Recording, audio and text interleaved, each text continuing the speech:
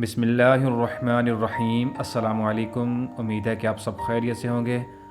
आज की इस वीडियो में हम स्पेलिंग रूल डिस्कस करेंगे कि डी के बाद जी आ जाए तो उसको किस तरह प्रोनाउंस करेंगे। तो मुकम्मल मालूमात के लिए वीडियो एंड तक लाजमी देखें। दोस्तों, अगर किसी लफ्ज़ में डी के बाद जी आ जाता है तो डी हमेशा साइलेंट होगा। एग्जाम्पल के साथ देखते हैं। यहाँ पे वर्ड है ब्रिज। यहाँ पे डी के बाद जी आ रहा है, इसलिए डी जो है वो साइलेंट होगा। वर्ड है एज। यहाँ भी डी के बाद जी आ रहा है, इसलिए यहाँ पे डी साइलेंट हो रहा है। और वर्ड है नॉलेज। यहाँ भी डी के बाद जी आ रहा है, इसलिए डी जो है वो साइलेंट हो रहा है। इसी के साथ मिलता जुलता एक वर्ड आप कमेंट में बताइए।